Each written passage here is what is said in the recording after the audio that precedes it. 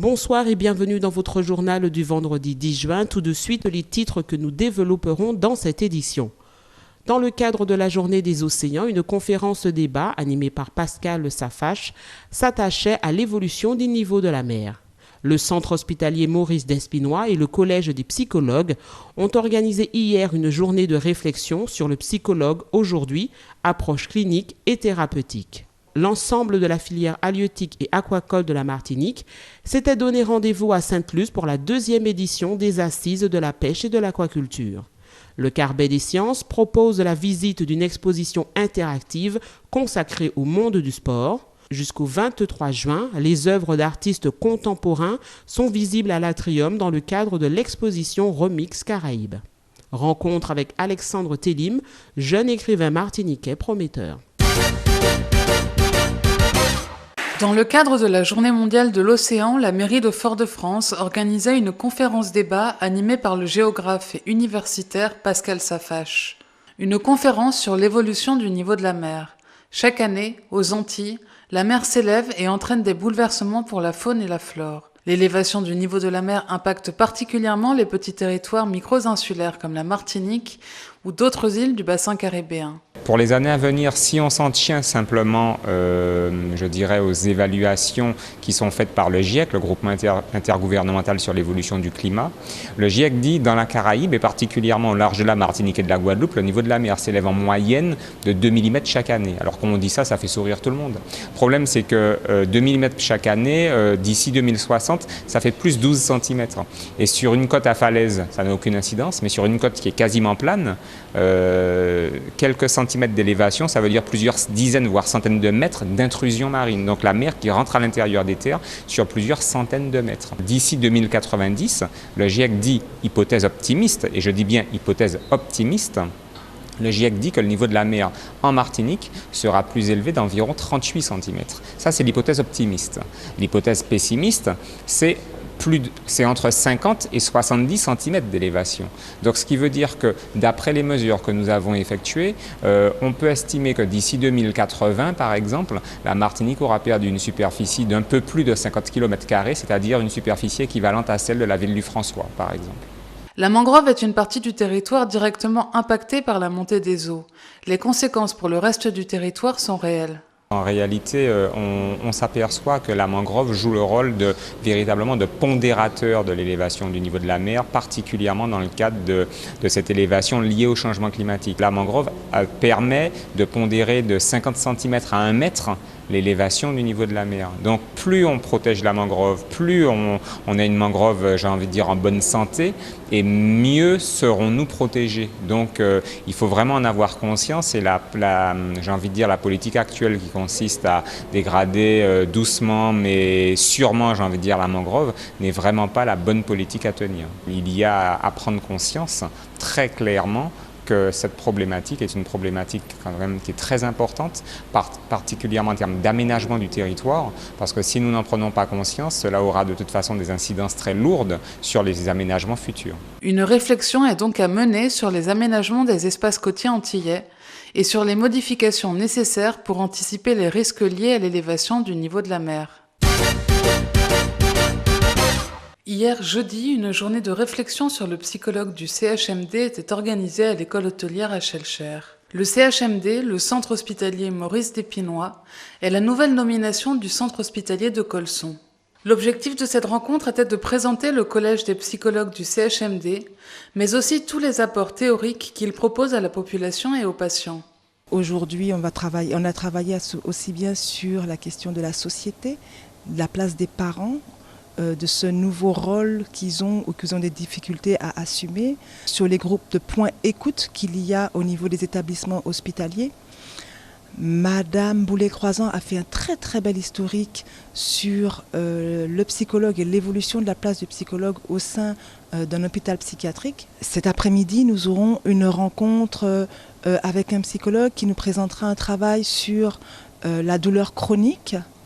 Et nous aurons l'équipe de psychiatrie liaison de la MFME qui présentera tout le travail qu'elles effectuent au niveau des patients, des enfants, de leur famille. Et en dernier lieu, nous aurons une présentation sur la danse-thérapie mais plus particulièrement celle qui est pratiquée en Martinique. Cette journée a aussi permis de présenter l'évolution du regard porté sur la psychologie et l'évolution de la pratique du métier de psychologue. Ce qui est important, c'est de voir toute l'évolution qu'il y a aujourd'hui. On l'a bien vu au travers de l'historique qui a été présentée, tant au niveau de la psychologie, au sens de la pensée, donner du sens à la souffrance psychique, qu'au niveau des différents outils qui sont utilisés aujourd'hui.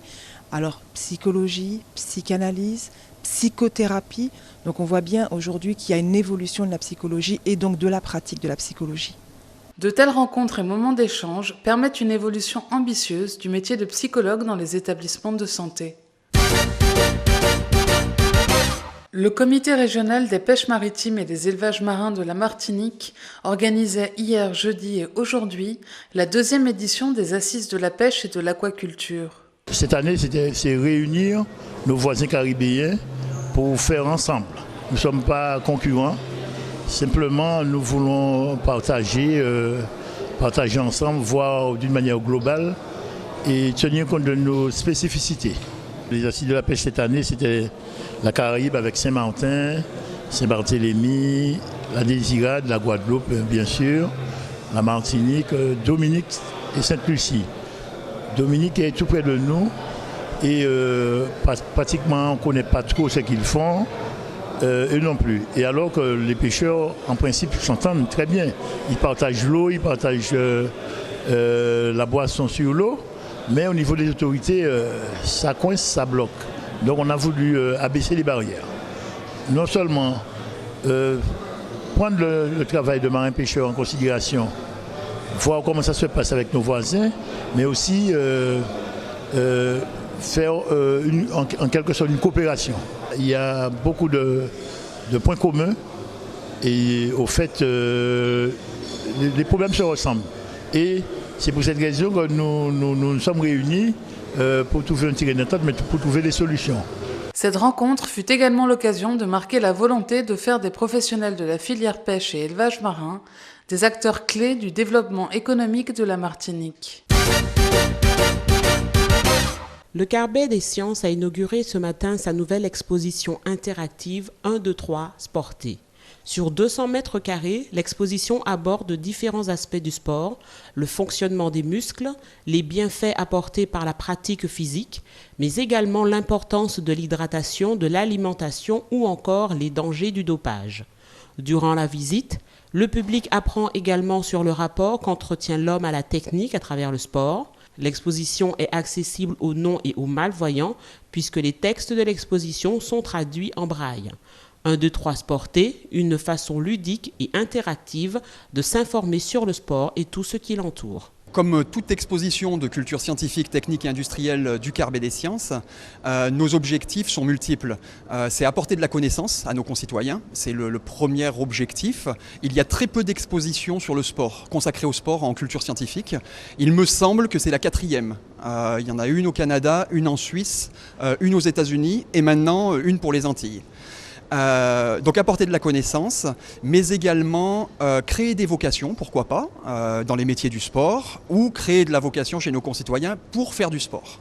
À travers les messages qui sont véhiculés dans cette exposition et les informations qui peuvent être apportées au public, il y a un certain nombre de clés sur les bonnes pratiques ou les mauvais usages qui sont apportés dans cette exposition-là. C'est un outil pédagogique mais aussi ludique, comme tout ce que fait le Carbet des sciences, c'est-à-dire qu'on veut faire en sorte que les gens apprennent de façon ludique, donc apprennent en s'amusant.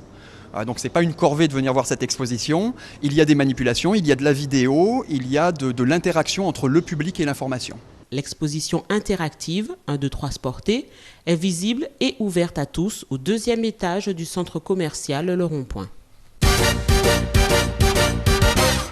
Le Tropicatrium Scène Nationale vous a proposé ce vendredi 10 juin et ce jusqu'au 23 juin dans la galerie André Arseneuk une exposition remix en Caraïbes afin de répondre à la thématique de la saison 2015-2016, les classiques revisités.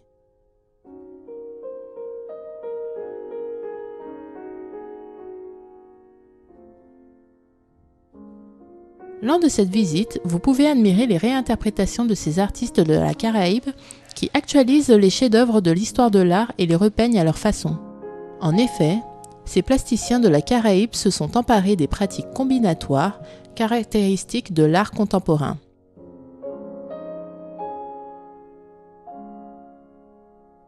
Bien qu'il y ait un écart entre les œuvres citationnelles et les œuvres d'origine, ces appropriations, hommages ou dérisions instaurent un dialogue entre artistes à travers les décennies tout en mettant en lumière des questions relatives aux trois problématiques identitaires, le genre, l'ethnie et l'orientation sexuelle.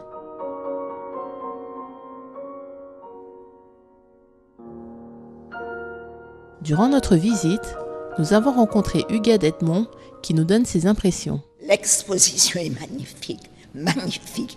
Et il y a 2-3 tableaux qui me fascinent. C'est cette lune, la lune.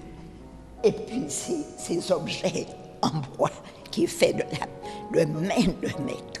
C'est magnifique. Il faut que les gens viennent visiter ces expositions. Et je répète, on fait de belles choses ici, dans ce petit pays. Voilà. Après notre voyage à travers ces quelques illustrations qui nous offrent une relecture de l'histoire de l'art, notre parcours est terminé. Alors n'hésitez pas, l'exposition se termine le 23 juin.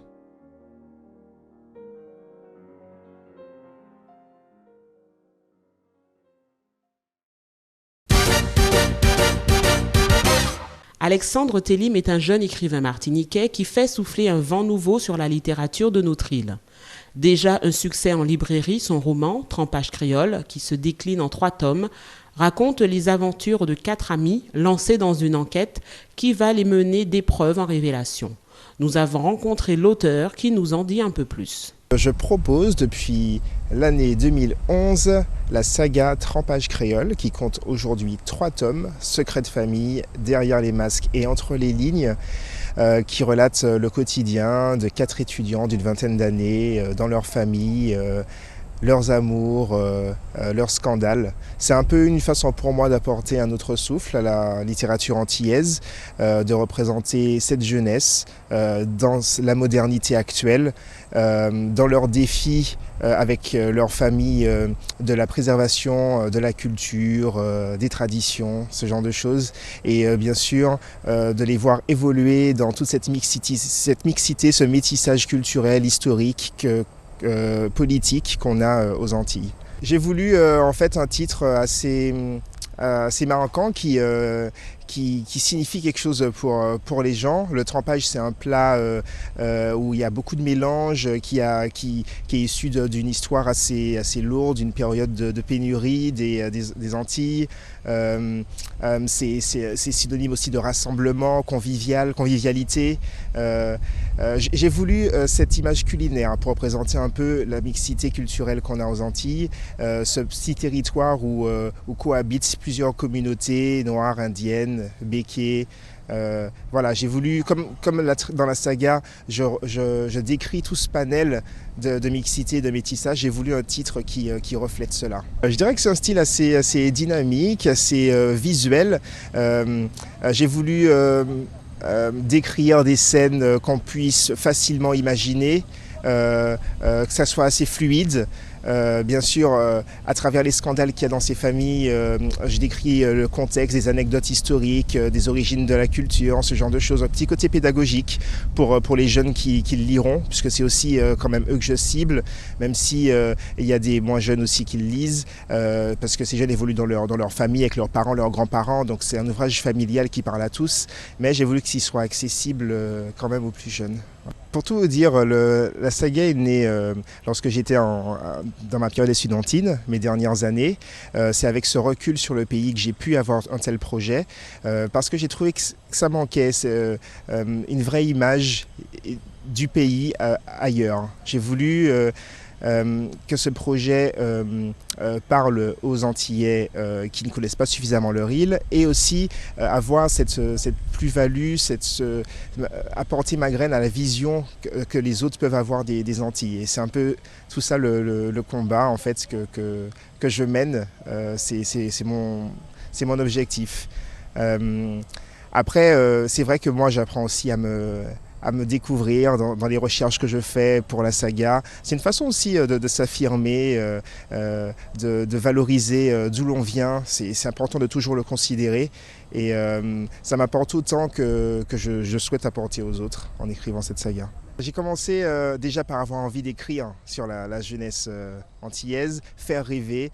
On a beaucoup d'ouvrages lourds d'histoire dans notre littérature et j'ai voulu quelque chose d'un peu plus léger, mais qui soit quand même porteur d'un message assez profond. À partir de cette idée, j'ai voulu relater des faits plus ou moins réels auxquels les gens pourront s'identifier, créer des personnages aussi auxquels ils pourront s'identifier. Donc je suis parti à la quête de sondages, d'interviews de mes proches, d'amis. J'avais l'oreille à l'écoute de plein de conversations. Et de là, j'ai dessiné 4 schémas familiaux représentatifs des classes sociales des Antilles. Il y a une famille recomposée, une famille aisée, une famille campagnarde, une maison familiale. Et ensuite j'ai pu mettre toutes les petites histoires, les anecdotes drôles ou dramatiques dans chacune de ces familles. J'ai construit un plan. Arrivé à la moitié de l'écriture du premier tome, je me suis dit qu'il y en avait trop à dire, donc je me suis lancé dans une saga. J'ai un style très descriptif, donc du coup qui va assez lentement dans la chronologie. Donc finalement j'ai décidé de partir sur une saga en 4 tomes pour relater un an aux Antilles à travers les cultures et les traditions d'une année aux Antilles. Donc un tome représente à chaque fois 3 mois de l'année à peu près. Pour cette promo en Martinique, le pays de la saga, je serai demain samedi 11 juin de 11h à 18h à Madine Expo au stand culture, art et culture, stand édition Orphi. Sinon, on pourra me retrouver pour un café littéraire au bar lounge le Times à Fort-de-France le mercredi 22 juin à partir de 20h. Trempage créole est un roman historique et social, empreint d'émotion et d'authenticité, un ouvrage malicieux qui livre page après page tout son tourbillon sensoriel. Et c'est ainsi que se referme notre page d'actualité. Rendez-vous lundi à 19h20.